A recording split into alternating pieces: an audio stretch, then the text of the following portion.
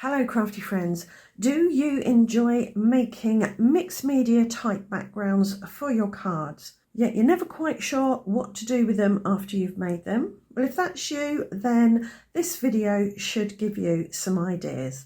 This is part of a long playlist of background busting idea videos, so if you want more ideas after watching this video, then do check that out. I will leave a link to that playlist in this video's description.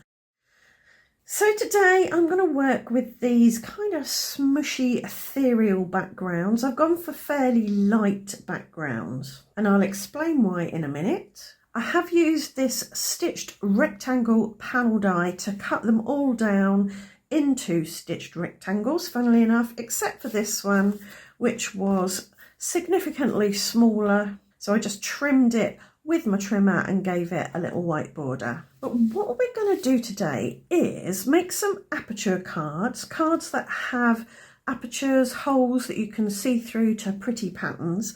But I'm not going to put my pretty patterns on the front of a card. I'm going to stick them on the inside of my card. And this is why I've gone for lighter colour backgrounds, so that the sender of the card can still write a message and it be readable. So my idea is to take an aperture die, or a die that just cuts a hole of some description. This is a torn-edged rectangle die, and tape it to the front of my card blank. This is just hammered textured white card. Get it on straight and then hold it in place with some low tack tape. I find it's a good idea with something like this to put the low tack tape on the bit of card that you're going to discard for this card making purpose. So that's the inside of the aperture in this case. So what you need to do with this is open up your card before you put it on your cutting plates, because if you run it through like that, you're going to cut through the back as well. Choose a relatively unscathed cutting plate so that you don't accidentally emboss lines into your card blank. You could always put a bit of paper on there to protect your card blank from scratches. I like to die cut with the cutting blade of the die facing upwards. So I'm going to pop it like that. And I want to make sure that my card blank is completely within the edges of the cutting plate so I don't accidentally mangle it as it goes through my machine. Then I shall put my top plate, this is just a self-healing cutting mat, put that on top and die cut. And then we have a torn edged rectangle which I can keep and use on another card, and a card blank with an aperture in the front. I'll just reinforce that fold with my bone folder, and now I can take a background, add some tape runner and place that in there, down, and then you can see through the aperture to the inside of the card. So the sender can still write a message. They could write a message that's visible, or they could sneak it in somewhere else, or they could write it here, or even on the back. So that's a very simple one. This is one I made with a multi-size flower die. So again, you can keep the flowers for another card. I thought on this one I would use this bright background. You just need to get it central. If you've put your die central, put your panel inside centrally, and you should be able to see it through the aperture. So there we have another card, and again the message could be written on there or it could be written on the back. For this card I die cut out a banner shape, so we can stick that background in there. What you need to think about is what gap you're going to have here, because you don't want your aperture to show that gap. So just make sure you've got enough distance here and here or wherever on your card front so that you can only see pattern and not gaps, if you see what I mean. So that's very pretty, I like that. And there's plenty of room here for a message. This is an aperture die. It's designed to cut the holes as opposed to a die cut shape that you would stick down somewhere else. Sometimes these don't cut through perfectly, but you could choose to leave those in the holes if you wanted, just for a bit of variation. What you don't want is to make too much of a mess of the back. So I'll take that one out because it looks like it's going to come out easily, but the rest I think I might just leave in there. Oh, let's see which ones want to come out. I think that'll do. I don't want to wreck that. And again, we've got plenty of space for a message, and we can add maybe a die cut over that area as well, and that would sort of sturdy that bit up. For this one, I did this double stitched rectangle. It hasn't cut through perfectly, but I can use a ruler and a craft knife just to finish off that cut line. So that will pop out, and this is, as I said, double stitch, so it makes a stitch line on the shape but also around the shape, so it's now got a stitched frame, which I rather like. And then we have a really lovely pattern. I do like that. That's one of my favourite stencils, that is. If you find your tape doesn't peel nicely, it looks like it's in danger of ripping, give it a little bit of a warm with a heat tool or a hairdryer just to soften the adhesive on the back. So this is a heart die that cuts out the heart shape, but also a twiddly, stringy heart like that. You can poke out all the little bits, and I'm going to keep that for this card. So what I'm going to do now with this is I'm going to put a little bit of glue on the back, just dot it around here and there. This is matte gel medium, and I'm using this because if it splurges out, it will dry matte and be virtually invisible. What I'll do is I'll just press that down onto there so the splurging happens on a bit of scrap paper, and then I'm going to fold my card over and put my heart there so it lines up with the aperture. Open that up.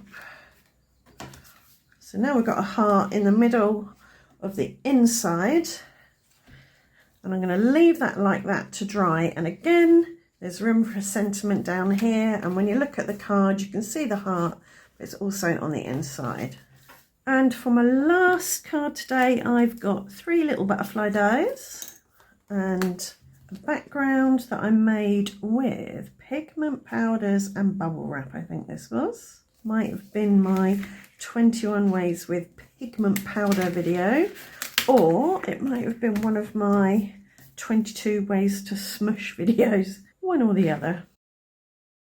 So now you can see the butterflies through there. It's very delicate. With this one, I've die cut some butterflies from vellum. I'm just going to dip the middle part into a little bit of high-tack glue and press them into place.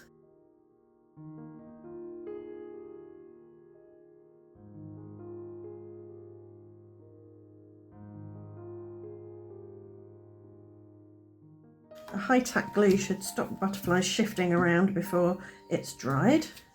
So they're in the right place.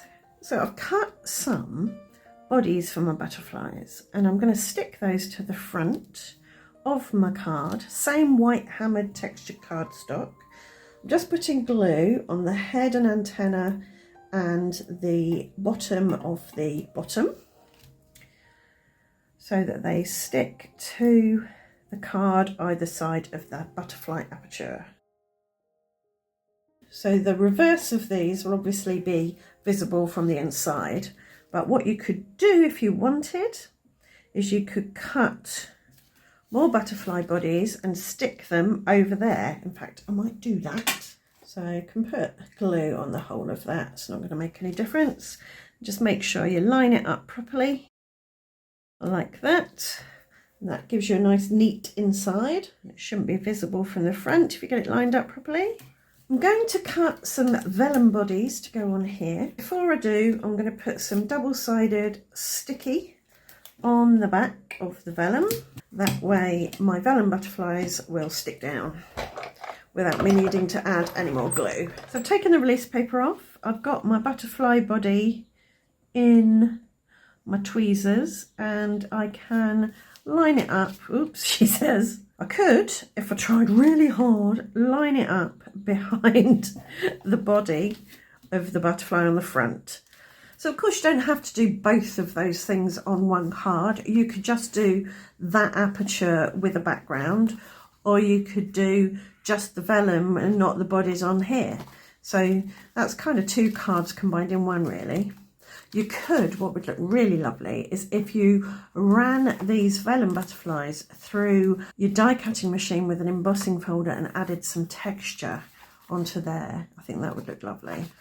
So I've got 7 cards here. I'm going to finish these off with maybe a little bit of embellishment, definitely a sentiment, and I'll come back and show you the finished cards. And I'm back with my finished cards. For this one, kept it really simple. Added a gold foiled "Have a Great Day" up there in the top right, and some Nouveau drops here and here to create a sense of diagonal flow. I've got to be really careful with these cards because the Nouveau drops are still wet and I can see myself sticking my fingers in them. I didn't put anything on the back there to cover up that. I didn't think it needed it. I think it was fine as is, but you could definitely do something there, and I'll show you what I've done in a tick. For this one, I cut a gold glitter feather and popped it down here in the right hand bottom corner so that all this is still visible. I added a congratulations across the gap there and some Nouveau drops. But on the inside, I added another gold glitter feather, and all I did with this one was flip the glitter cardstock over and die cut from the other side. So I got the reverse image and I popped another congratulations there. So it's the same kind of look as that, just minus the Nouveau drops. The feather is a bit tatty. I need to glue some bits back down, but it'll be fine once I've done that. In a similar vein, I added a gold cardstock piece of foliage over those pieces that didn't come out, and a congratulations up there and a diagonal of gold Nouveau drops. But on the inside, I added another gold piece of foliage just to cover up the back of the original, and I just so happened to have 2 dies, mirror images of one another, so I could just cut one of each and then they sandwiched together nicely. I didn't pop a sentiment over there, but I definitely could do. So with my butterfly, I just put a gold foiled "Let's Celebrate You" between those two because there was a nice gap there, and then added some, no, not that one, Gold Coast Nouveau glitter drops to the bodies of the butterfly. You could definitely do that to the vellum bodies if you wanted to. Just make sure these are completely dry before you do that, because you want them to dry flat. They're self-leveling drops, which means they need to be flat to get nice flat self-leveled effects. For this one, I die cut this piece of foliage from some blue metallic cardstock and added some.